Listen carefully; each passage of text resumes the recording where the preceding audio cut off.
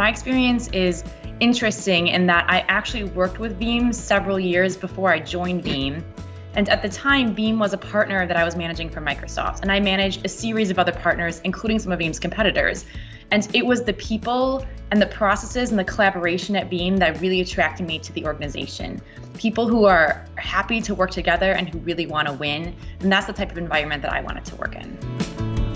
You take a step back and you look at the success Veeam has had in the marketplace for, backup and replication over the last 14 years. It's truly extraordinary. I had the benefit of being in Insight companies before, so I had probably more than the average Joe's view of Veeam from the outside. But I was always amazed at the energy, the culture, the creativity, and just the overall success. Success breeds success. And so I was asked to come here and help build the public cloud business. And, I felt like with Veeam's resources and energy and willingness to do whatever it takes to win, there was no better place to come.